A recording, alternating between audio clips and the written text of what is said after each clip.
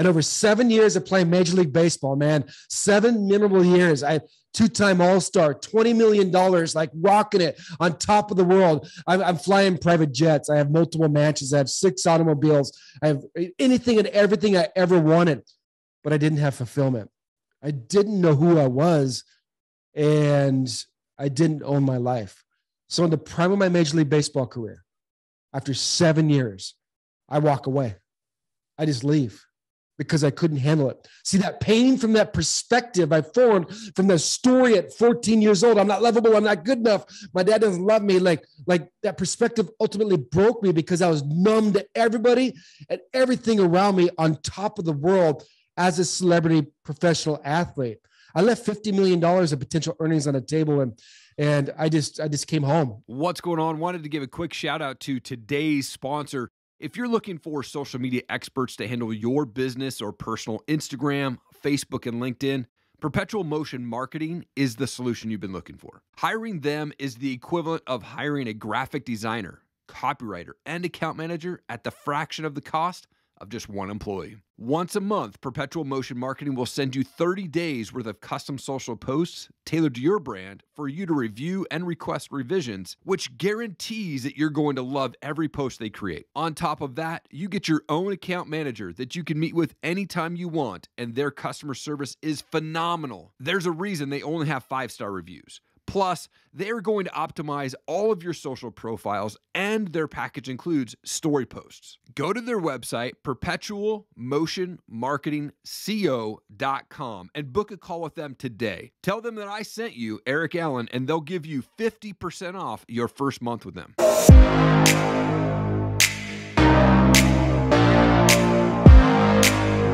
Shea, you're a husband, you're a dad, 2-time MLB All-Star, founder of MLB Mindset, man, peak performance expert, and much more. Thanks for your time, man. I appreciate it.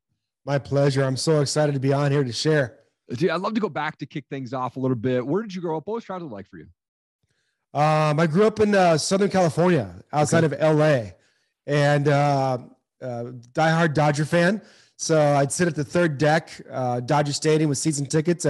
With my mom and my best friend, and I'd have my chocolate malt in one hand and my nachos in the other hand. And I really wasn't a crazy baseball fan per se. Like I want to follow the players and the stats and take score. I was that kid at the top deck saying, I'm going to be down there someday.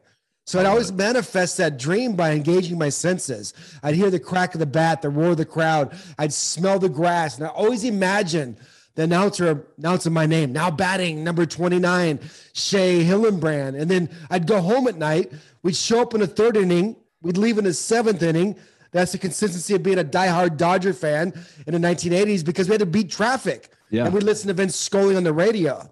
But I'd go home at night and I'd manifest that dream by laying there and envisioning myself of cashing paychecks, being on ESPN, all that stuff, and really enjoyed that. But when I was 14 years old, my dad walked into my room, and it was right before high school, and he dropped a bombshell on me. He says, son, we're moving out of state. And the story I told myself when my dad left the room that day was, I'm not lovable, I'm not good enough, and my dad doesn't love me. Because how can he remove me from all my childhood friends and my community of sports at such a prime time going into high school? See, that story I told myself that day when my dad left the room formed a perspective, and that perspective ultimately broke me. So as I reluctantly left all my childhood friends and moved from beautiful Southern California to the hot desert of Arizona, I decided to become an overachiever through athletics to prove my worth, that I was good enough in my father's eyes. Mm-hmm. High school, I became the #1 soccer player in the state of Arizona, and then I walked on at a junior college because I had nowhere to play baseball. So in 2 years after my sophomore year of college, I was drafted by the Boston Red Sox. My dream started to become true. I was the #1 baseball player in the state of Arizona at the junior college level. And that's because I just committed to it, and I worked and I worked and I worked and I worked at it. Man. And I was drafted 5 years in the minor leagues. I was player of the year 3 of the 5 years. I can't believe it. I just showed up in the batting cage and I worked and I just put it together. And I was just bound and determined to be successful as a Major League Baseball player. That was my childhood dream. And with that being said, I got my Major League call up in 2001. I was a starting third baseman for the Red Sox. And I was standing on the field in Baltimore, Maryland, opening day. I was a starting third baseman for the Boston Red Sox. I can't even believe I was there. 5 years before that, I was playing junior college baseball. And man, I had conflicting emotions. I had tears of joy coming down my face. Like, I did it. I'm here. But I had this internal pain.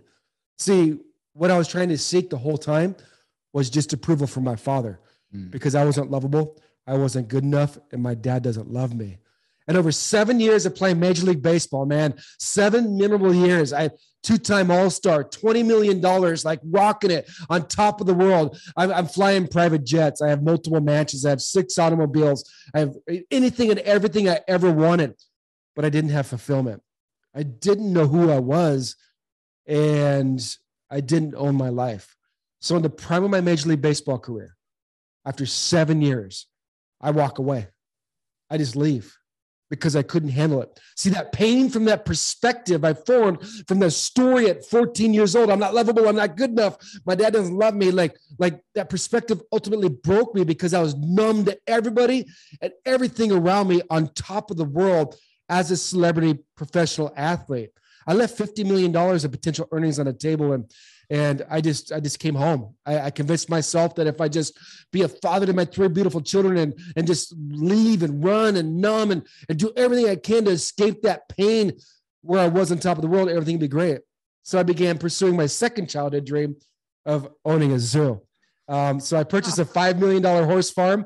I accumulate 300 farm and exotic animals, and I quickly make the transition from professional athlete to entrepreneur. I make this crazy place. I had a vision in my head, like Steve Irwin, the crocodile hunter. I had like camels, kangaroos, llamas, alpacas, monkeys, raccoons. I had 2 800-pound Wilshire pigs, Taco Bell and Gilbert. I had a blind horse and a seeing-eye pony, a 3-legged goat. I had a Holstein cow named Tupac, and I had a mini donkey named Biggie Smalls, and they had Coast to Coast Wars. And like it's crazy what happened. The joy I received witnessing these animals transform thousands of children's lives in my community through my nonprofit foundation Against All Odds was completely priceless.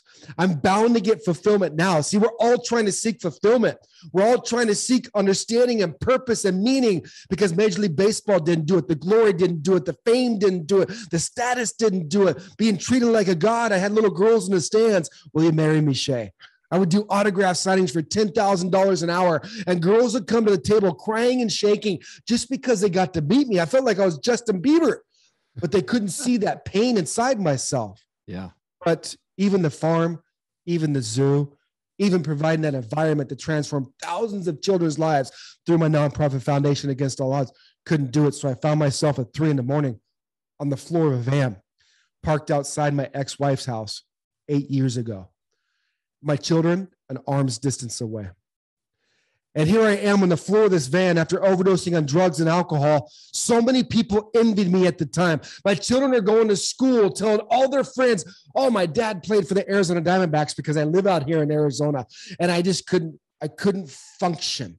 And as the soul's leaving the top of my head and I'm clinging on to my last breath, the thoughts going through my mind are, you're a loser. You're a failure. You're not lovable. You've lost everything. What would your parents think if you left the world today, Shea? What kind of dad would do this to his kids? Are you serious? My answer to that was, I don't know. I'm nothing if I don't have baseball. So I let go. I don't know if I died, if I fell asleep. I was so tired of fighting that pain-driven game that so many people are fighting right now. It's an identity. It's a being lost. It's empty nights, like waking up, like what's my purpose? And empty encounters with my spouse and my beautiful children. And I can't do it anymore. I wasn't a drug addict. I wasn't an alcoholic. I was just a guy trying to escape that pain of identity because my identity was attached to Major League Baseball player. But by the grace of God, I woke up the next day and man, I had no side effects, no illness, no nothing, no stomach ache, no nausea, nothing. And I had to make 2 main decisions, like difficult decisions. I said, Shea, you have to take back control of your life and you have to finally own who you are. See, when you get on top of the world, very few people tell you that you don't have to own anything. because you can hide behind that veil and you can get away with whatever you want because you're this status, you're this person that so many people aspire to be, but they don't see that emptiness inside of you. And for so many of us, that ego bridges that gap between the emptiness and the success that we're having. But what I discovered through the process is ego stands for edging God out, because I was treated like a God. And I try to always do it on my own. So I said, I have to start great momentum in my life, Shay. I have to start just getting little wins on top of each other. And when I did that, man, I found the process of what got me to where I am today. And there's no greater feeling in the world. Wow, man, what a crazy story.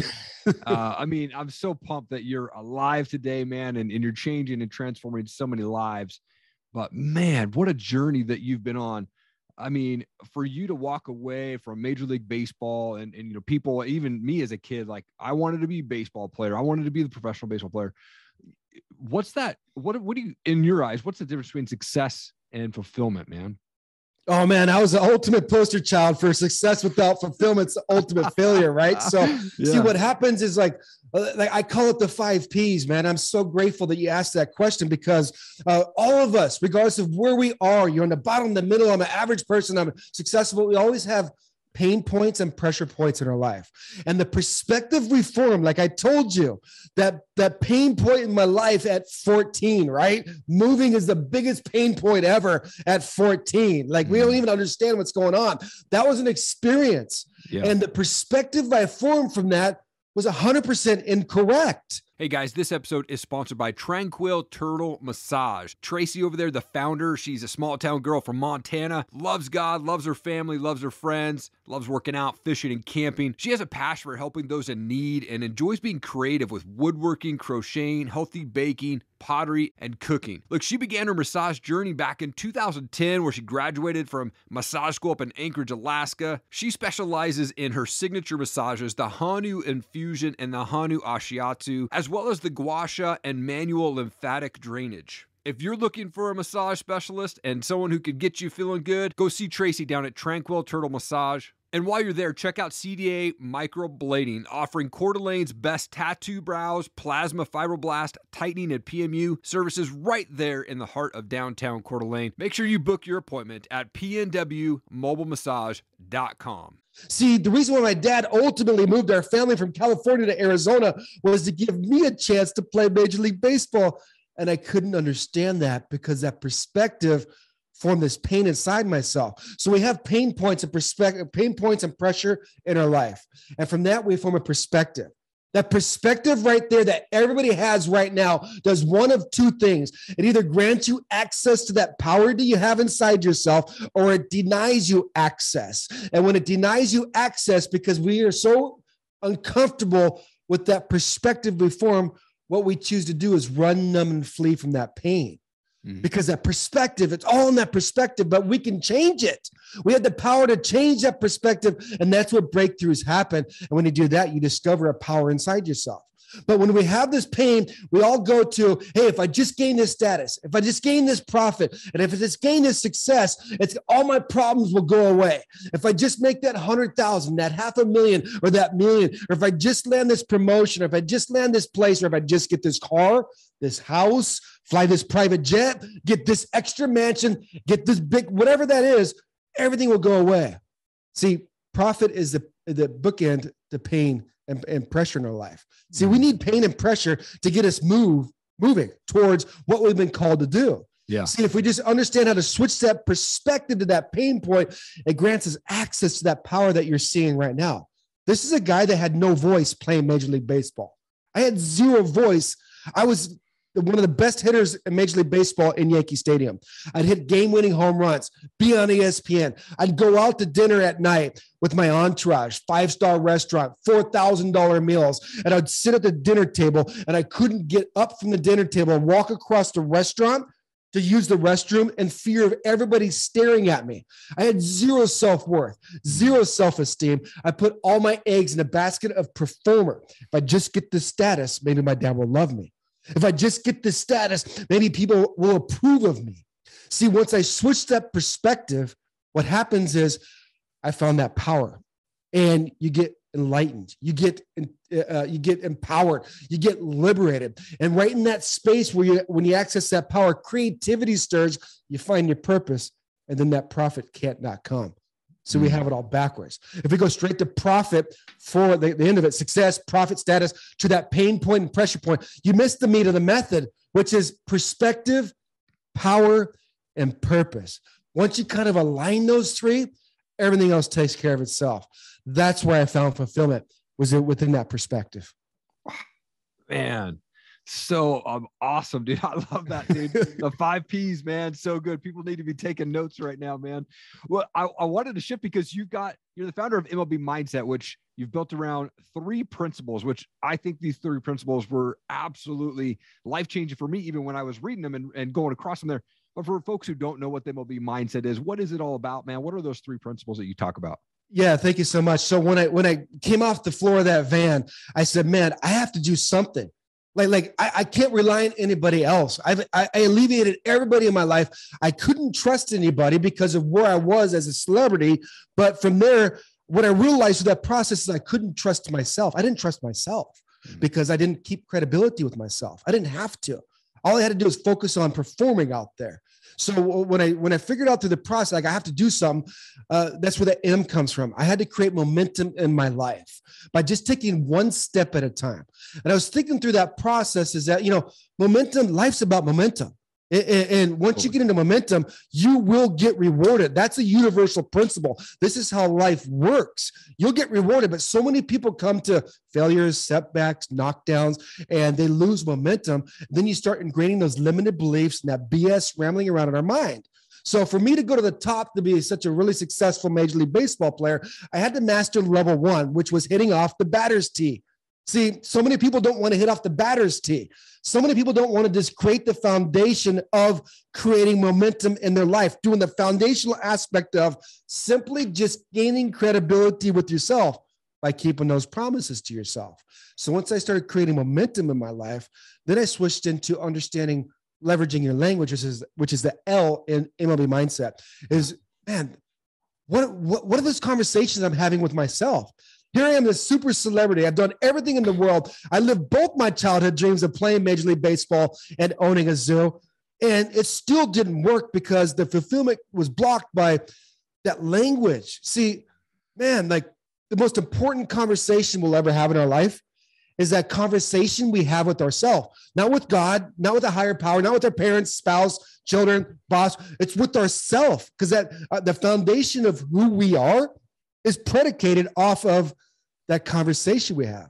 And once I started just creating awareness around the conversation I was having with myself on a daily basis, man, it was super negative. And that negativity created that foundation of my belief system, what I believe to be true about myself, all that stuff. And then it switched into belief, MLB Mindset, which is belief. The B stands for belief. The most powerful force for any of us in human nature is for us to stay congruent to what we believe to be true about ourselves. So I had to make a hard look in the mirror and say, dude, Shea, strip away the veil of Major League Baseball celebrity. What do you believe to be true about yourself?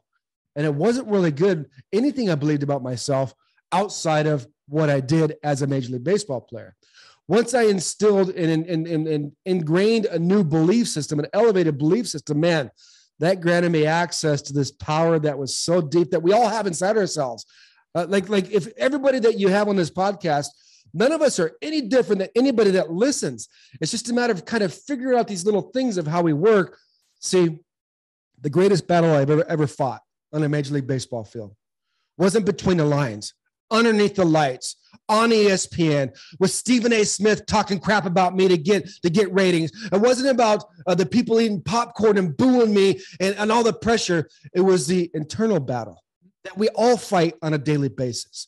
We always try to go out and seek the answers externally when they're all inside of us. Once we get out of our own way, which I teach people now with the MLB Mindset formula, just helping people get out of their own way.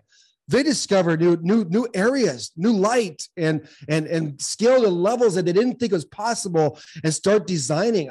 I designed this person that's sitting here today. I'm telling you, I am so grateful that social media wasn't around when I played, because when you Google me, I was a cancer in the clubhouse. I was a guy that got in a fight with the manager. I was the guy that did all these things, but that wasn't truly me.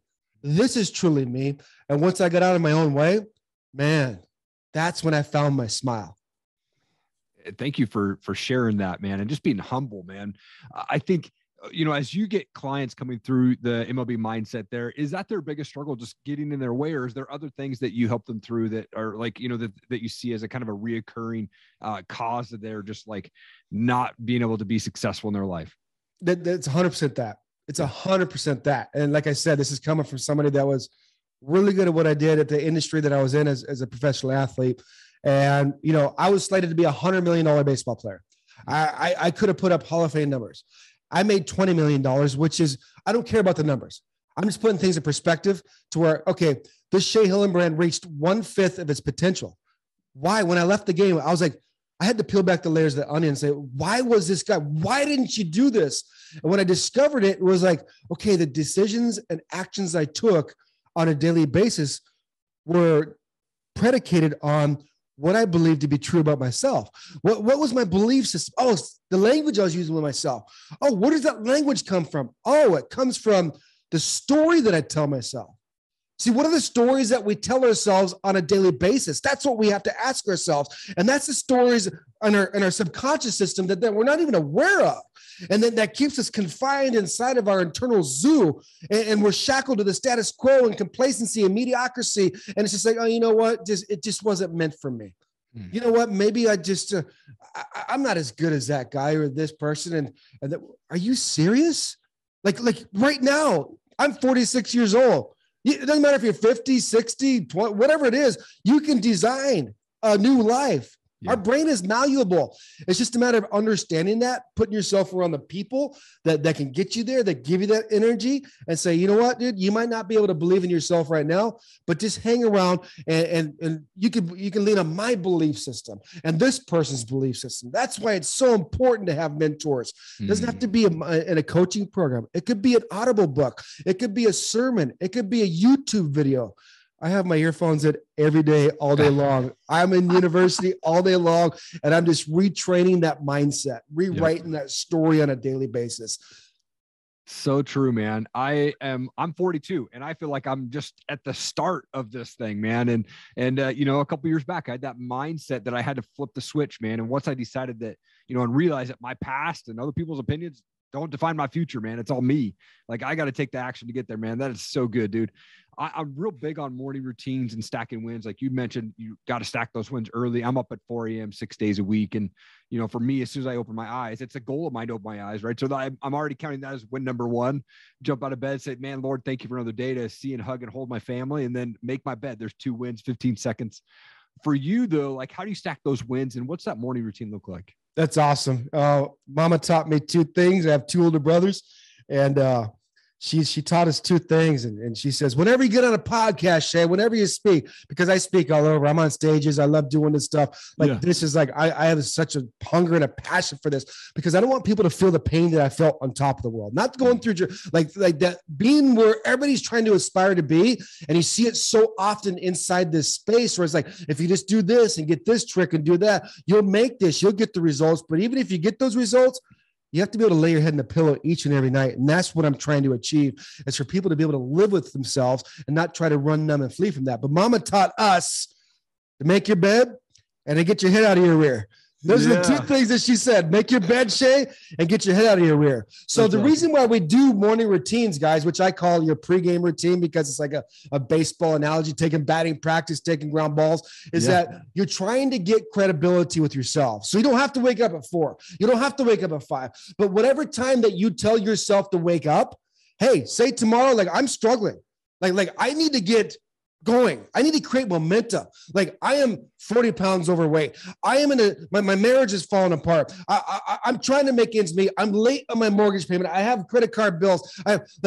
Just keep the promise to yourself. That's how you get started. We can't go from level 1 to level 7. So if you say, hey, I'm not going to wake up at 6 because I'm used to waking up at 9. Say, you know what, maybe tomorrow I'm going to wake up at 7 or whatever it is. Whatever thing that you think that you can do, just keep that promise to yourself. Yeah. Just do that. Whatever. It's not the promise to other people. It's to yourself. Right. So if I don't keep that promise to myself, I have to keep myself accountable. Right. So if I don't wake up at 7, like I said, because when 7 o'clock hits tomorrow, you're not going to want to wake up. I'm telling you, every part of your mind, every part of your body does not want to wake up. So you have to make that decision to commit to that, to wake up at 7 o'clock. And if you don't, you have to keep yourself accountable. Come on, dude, let's go. You told yourself, not beat yourself up internally, but keep yourself accountable. But if you do, reward yourself with that. Good job, man. Let the dopamine release go. Celebrate that win. And then for me in the morning, I get up. It varies where I'm at because sometimes I need 7 hours of sleep. I need this energy. I need this passion. So if I go to bed at midnight and I say I'm going to wake up at 4, I'm only getting 4 hours. I'm doing myself a disservice. I'm doing everybody else a disservice because I'm not recharging my batteries, man. I got batteries that need to be recharged. Yep. So I get 7 hours of sleep, but when I wake up, I'm automatically going and getting hydrated. I'm listening to, I'm doing the 1 year Bible app, listen to the Bible every year. So I put that in my ears every morning. Then after that, I'm doing some meditation. And then after that, I'm doing some gratification. Then I take my dogs on a walk. So whatever the morning routine is, everybody's different. You can't do my morning routine. I can't do your morning routine. You can pick and choose, but when you do gratitude, when you read, when you hydrate, when you exercise, when you do things to get your momentum going every morning, however the way you do it, that's what it is putting yourself in a position to have a morning routine or a pregame routine that you can create momentum with. The key is not to do the routine. The key is to create momentum in your life to go in the right direction, to prepare yourself to win for the day, to play offense for the day. I was a 2-time All-Star third baseman. I have zero clue how to field a ground ball. The reason why I was an All-Star third baseman because I could hit. So I always trained to be on offense for the day, not defense. So it's just a matter of keeping those promises to yourself and put yourself in a position to do something that you could do every day. If you're going to say, you know what, I need to drink so much water. I'm used to drinking 7 beers a night. Hey, let's just cut it down to 5. And to say, you know what, something that's like just a progression. It's the little wins that you can stack on top of each other that gains massive momentum over a short period of time. We just have to do something to where we can gain that credibility with ourselves. Come on, man. Shea, this was such an awesome show, dude. You dropped so many bombs, man. People need to be listening to this, taking massive notes, dude.